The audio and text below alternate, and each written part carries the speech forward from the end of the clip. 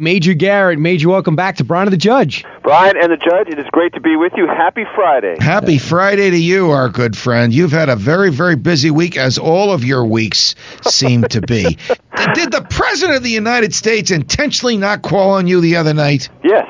That was retribution for the Fox network, broadcast network, running with its regularly scheduled programming instead of taking the White House press conference. How do you know? Wow. That's because I was warned that it might be considered as part of the overall consideration as to whether or not I'd be called on. I wasn't, and I can add 1 and 1 to make 2. And can you tell me what your question was? Sure. My question was going to be on the Guantanamo Bay detainees. I was going to cite a Wall Street Journal NBC poll saying that 50% of the country opposes the decision to close Guantanamo, and I said let's discuss 3 things that have come up recently. In Europe, there's speculation to increase the amount of countries willing to take detainees. Remember, only one country, France, has agreed to take 1 detainee. The United States is going to have to pay some sort of resettlement money to the European countries for them to take these detainees. I was going to ask the President, will you do that? I was also going to ask him that his National Intelligence Director, Dennis Blair, has said any detainees released in the United States will instantly need public assistance to help them acclimate to their life in America. Will you pay public assistance to detainees released in the country? And lastly, I was going to ask, the Amnesty International has said any detainee at Guantanamo wrongly held or mistreated deserves reparations. Will you pay them? I think Great yes, question. no, or maybe on any of those 3 would have got a big headline. And those are profound questions. He's probably just as glad Fox didn't run the show, the presser, so he didn't have to answer that. And the thing is, if you put enchanted somewhere in the question, you might have gotten called on. You never know. That is not a major Garrett word. Those are all huge issues, completely separate from the security issues, which the White House has its elaborate talking points about security. Well, we'll deal with the local authorities. We'll make sure everyone is safe. Of course, any government's going to say that, but no one has really focused on these other issues. Are taxpayers of this country going to have to pay either to take detainees to Europe, keep them here, or, if this was a violation of international law, pay reparations under some international dictate? I think the answer is probably yes to all that, as odious as it may be. Right, and those things the President hasn't said, and that's what I would have tried to get out of him. Barack Obama now, after 100 days, he did not get the ratings at that presser that he did the first time. Do you think the administration will get the message that possibly we're wearing out our primetime welcome? I think it's under serious consideration. Look, they calculated that the 100 days were going to be a time to maximize their exposure, maximize the deliverability of their message. They knew that at some point the audience would grow a little tired of this particular form of presentation. But you play that out as long as you possibly can, and still nearly 29 million isn't bad. I mean, for an hour's time to convey your message the way you want to in that setting, still pretty good.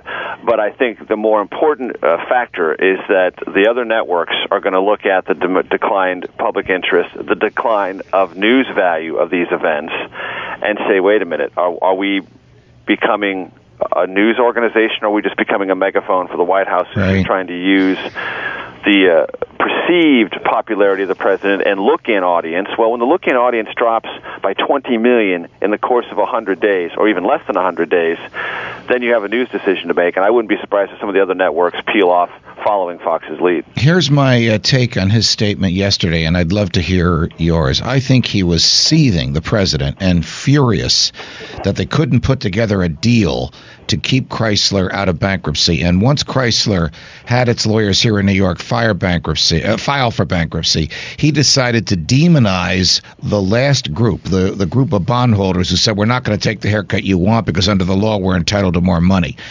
I am outraged that a president would put his thumb on the scale in a case that's before a federal judge in another branch of the government and try and affect the outcome of that case by demonizing one of the litigants. How do you see it? Judge, I was amazed by what I heard from the president yesterday. It was inconsistent with my general take on his temperament, having covered him for 14 months on the campaign trail in the first 102 days here at the White House. It is not consistent with the law. As someone who taught and reveres having taught the Constitution, it makes no legal sense whatsoever. I mean, first and foremost, the White House said yesterday, this bankruptcy week, we hope to convince a judge that this bankruptcy can be handled in 30 and 60 days. That's already prejudging. Right. Because it's also if you prejudge impossible. the speed, you prejudge the outcome in certain respects. And any litigant will tell you that.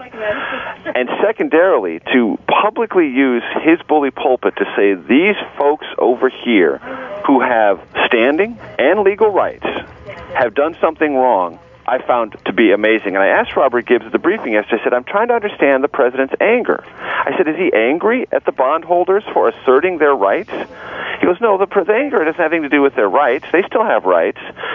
He just thinks they should have taken the deal.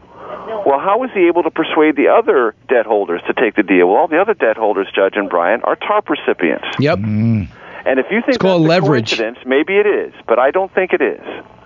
The bondholders who didn't take the debt deal, who wanted 40 cents on the dollar instead of 30 cents, so don't assume that they were not willing to take any haircut. They're willing to take a substantial haircut. But they decided, on the basis of their fiduciary responsibility to their investors and their understanding of the law. They will take their chances in bankruptcy court, which they are fully entitled to do. As a matter of fact, the law protects their right to do that. And I have a very good source in town who watches the auto industry very closely, all three, and he said, look, Ford is in a very good position because it hasn't taken any of this money. It's perceived as the stronger of the companies, but its great fear, as it holds on to its independence in all this, is that the government won't put the thumb on the scale for Chrysler and GM because they're in the mix with the government. So you have an independent company that's not taking government money, and its great fear is not about its ability to compete.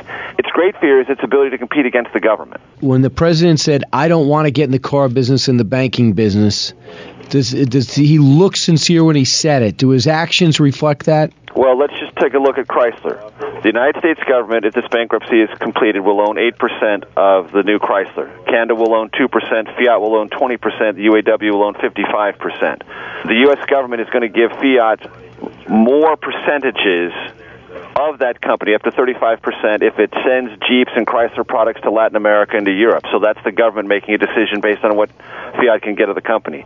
Then if Fiat brings its fuel-efficient engine technology to Chrysler factories, they get another 5%.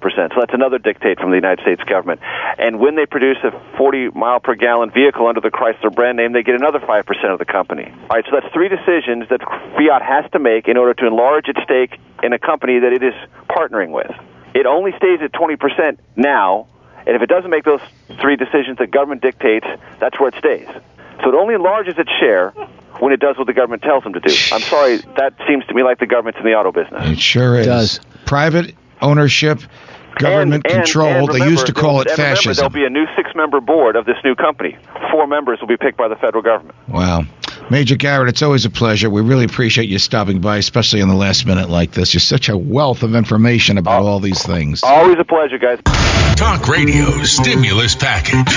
Kilmeade and Napolitano are on.